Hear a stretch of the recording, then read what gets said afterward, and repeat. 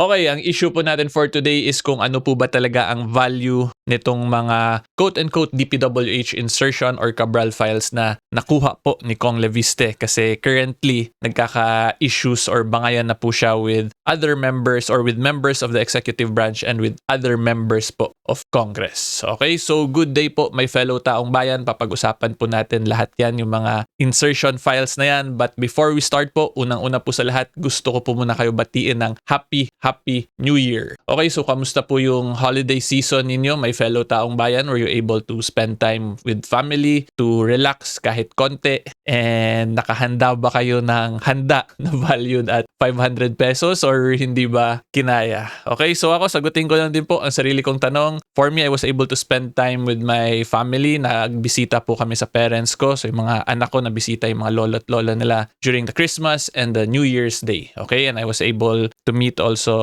some other relatives, and my kids were able to spend time with their cousins. But unfortunately po, hindi po namin kinaya na 500 pesos lang yung value ng handa namin. Okay, so anyway po, ang discussion nga po is si Kong Leviste versus the executive and Congress in relation po to his DPWH insertion or the Cabral files. Okay?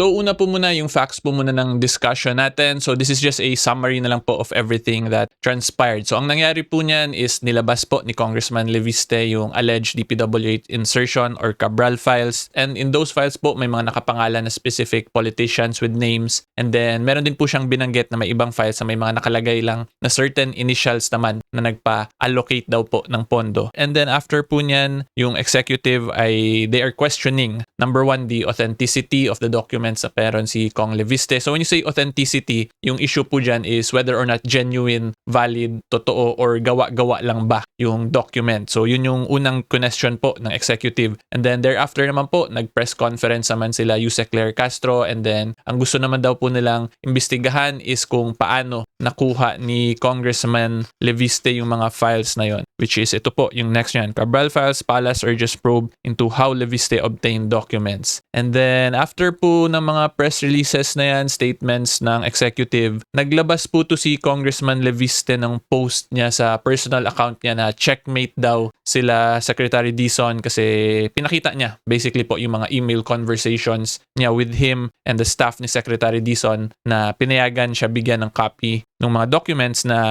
pinapakita niya ngayon in public. Pero hindi ko na makita dun sa page ni Congressman Leviste. I tried searching po dito sa page ni Congressman Leviste kaso wala na yun yung checkmate post niya. Meron na siyang iba't madaming post. So I went here sa page niya, then i-click lang po natin itong photos. Hindi ko na mahanap yung checkmate niya dito. Ayan. Yung checkmate niya na post. Pero meron naman pong post na ginawa, yung Manila Bulletin regarding that checkmate. So basically, this checkmate post ni Congressman Leviste was about yung question nga po ng executive yung files niya, and then pinakita lang niya yung chain of events or yung mga communications niya with the executive, specifically sa DPWH, kay Secretary Dizon, kung saan binigyan siya ng copy daw ng files. Allegedly, yun yung allegations po na sinasabi ni Congressman Leviste. Okay, so anyway po, ngayon ang i-discuss ko na lang talaga mainly is kung ano ba talaga ang value ng document or files na yan. Can that be used in a court of law po ba, assuming magkaroon talaga ng kasuhan? And then, paano ba yung proper way talaga to verify the authenticity of these mga government documents? Kasi kung ako lang po tatanungin ninyo, medyo magulo na po nagiging he says, she says sinasabi ni Kong Leviste, legitimate tong files, sinasabi ng kabila, hindi daw to legitimate. So para po hindi tayo maguluhan or hindi po tayong maligaw kung saan-saan, tingnan na lang po natin kung ano ba talaga nakalagay sa batas natin. Specifically, the 2019 Revised Rules on Evidence in relation to government documents, kung paano ma-prove yung genuineness niya. Okay?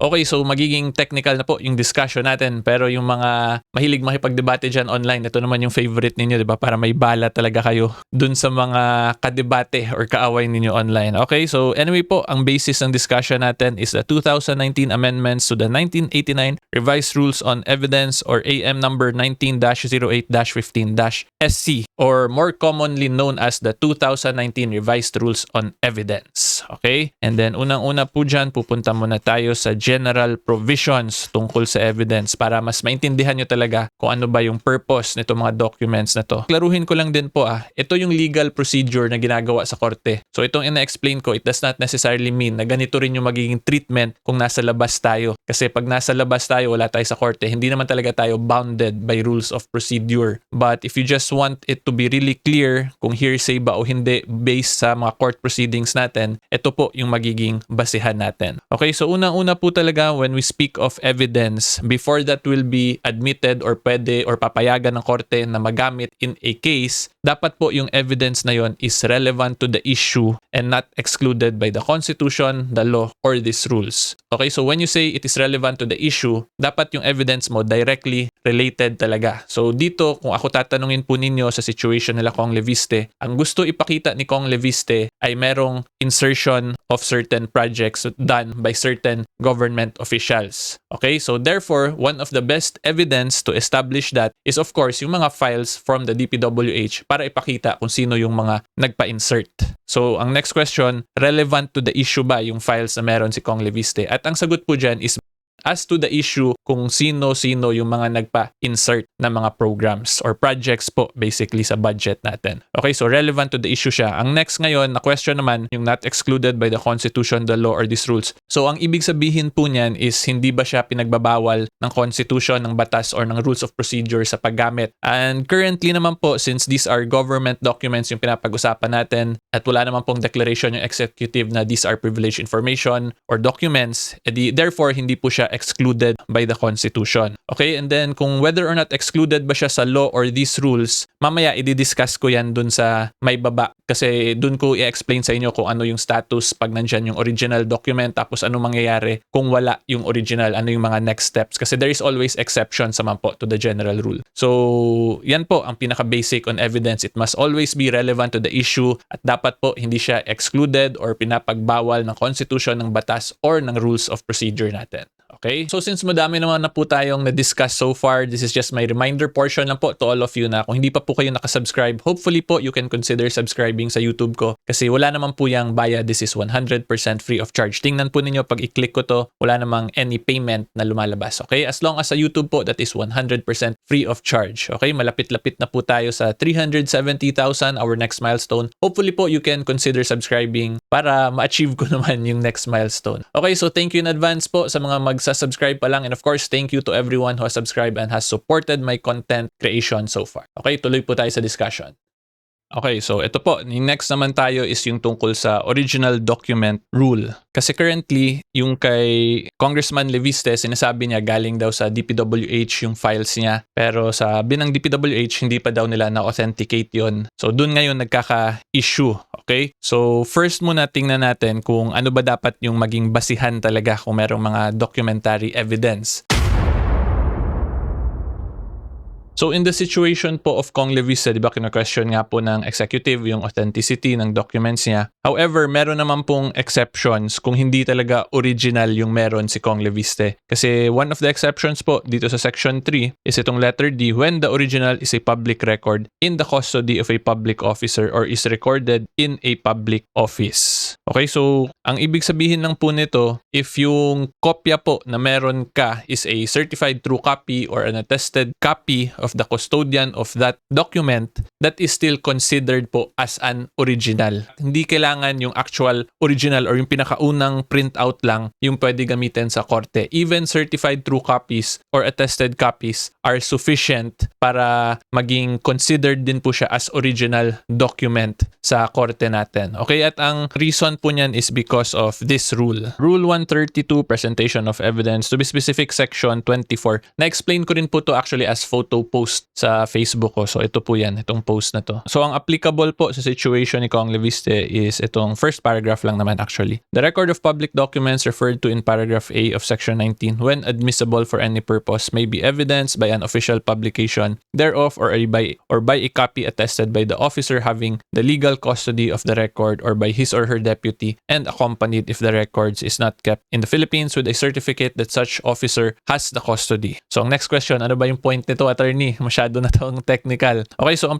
pinaka-point lang po niyan, pag yung kopya po ni Congressman Leviste is mapakita niya na meron yung attestation from the custodian, which in this case is yung si former Yusek Cabral, di ba? Kasi records to ni former Yusek Cabral. And take note po pala, hindi ni Yusek Cabral mismo yung kailangan mag-attest. It is the office niya yung kailangan. Kasi at the end of the day, yung mga personalities in an office, nag-iiba-iba naman po yan, di ba? So meaning kahit na po wala na si Yusek Cabral ngayon, pwede naman kung sino na yung pinaka-officer dun sa office na yon ang mag-attest na dun nga galing yon. At kung mapakita po yon ni Congressman Leviste, that will be treated as if it is also an original document dun sa diniscuss natin previously. Okay, so yan po as to the issue of paano kung hindi original yung meron si Kong Leviste. In summary, again, as long as it is a certified true copy or an attested copy from that office, then that is sufficient po because that will also be treated as if it is an original by the courts natin. Okay, ngayon ang next question natin, paano naman kung photocopy lang yung meron si Kong Leviste ng isang certified true copy or attested copy? Pwede pa rin ba yun gamitin? Kasi medyo malayo na po, di ba? Yung original wala siya, tapos let's say wala din po pala siya ng certified or attested copy. Yung meron lang pala siya photocopy or print out ng isang picture. So parang lumalayo na masyado. So ang next question po natin ngayon, pwede ba yun gamitin kung photocopy or print out lang ng isang certified true copy?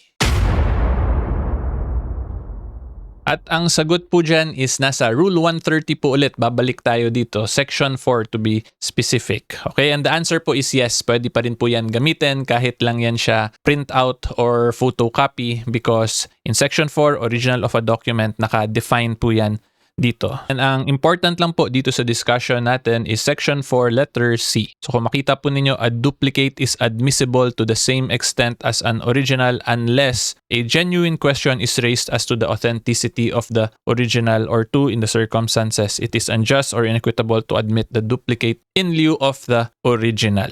Okay, so kung makita nyo, di ba, yung pinaka-first, pwede po ma-admit ang duplicate. So yung duplicate po, that is a photocopy or a printout to the same extent as an original. Okay? And then like what I've explained earlier nga po, kahit na po certified true copy or attested copy lang siya, it is still considered as a original document. So yan po ang sa situation lang dito nila Congressman Leviste. Kailangan lang mapakita ni Kong Leviste na it is a certified copy or attested copy. Then from there, mas lalakas yung claims niya na nagkaroon talaga ng mga ganong insertions made by those individuals na pinag-usapan or binanggit po dun sa mga documents or files niya. Ngayon po, ang next na lang is magbibigay na lang din ako ng observation sa actions ni Kong Leviste kung ano tingin ko talaga dito sa mga ginagawa niya.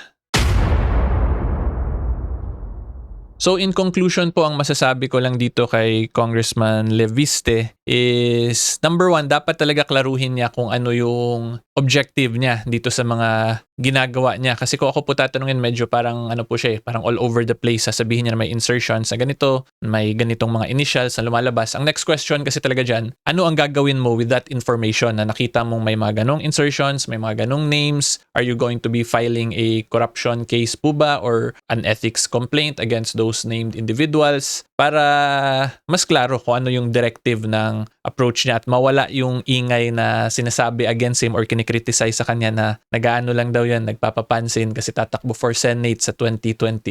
Diba? Yun lang naman yung sa akin kasi medyo ano na lang po press con here, and then without clear direction kung ano talaga yung purpose. Kasi tatandaan po natin, hindi naman purkit may insertion is automatic agad yun to corruption Kung na-establish na ni Kong Leviste na may insertions na gawa ganyan, kailangan din niya i-establish at ipakita yung elements of the corrupt practices or yung crime of corruption kung ano man yung gusto niyang i-establish na crime. Yun po talaga yung tama doon in that situation. Pero ito pong ina-explain ko, tandaan po ninyo, these are all mga legal matters kung umabot talaga sa korte. Pero kung gusto lang to ni Kong Leviste as a political speech, then that is a different story. So pag political speech na lang to, hindi naman talaga for legal action, then ang masasabi ko lang po dyan, it will be up to the Filipino people, the taong bayan, kung tingin ba nila deserving sa trust si Kong Leviste based dito sa mga actions na ginagawa niya. Okay? Because yun nga po, the mere allegations of insertions does not automatically equal naman talaga corruption. Those are two different factual circumstances na kailangan i-establish talaga ng maayos. Okay? So yun lang po ang masasabi ko. It would be best talaga for everyone na clear yung direction section niya para iwas na lang po confusion and mga negative remarks against him. Kasi ako personally, tingin ko okay naman to yung ginagawa ni Kong Leviste because this is for transparency and accountability. Medyo nakukulangan lang ako sa actual follow-through kasi yung criticism nga sa kanya, one of which is that bakit daw hindi siya nagpa-file ng ethics complaint, diba? Name drop siya ng name drop ng certain politicians. Pero yun, wala lang follow-through. So yan po ang masasabi ko so far sa action si Congressman Leviste. And then yung next question na lang po natin dyan is kung na-establish siya na mayroon talagang insertions, automatically equal ba yun to corruption? Diba like what I stated, hindi po yun ganun. Pero tomorrow po, explain ko sa inyo naman kung ano ba talaga yung mga insertions, allocables na yan,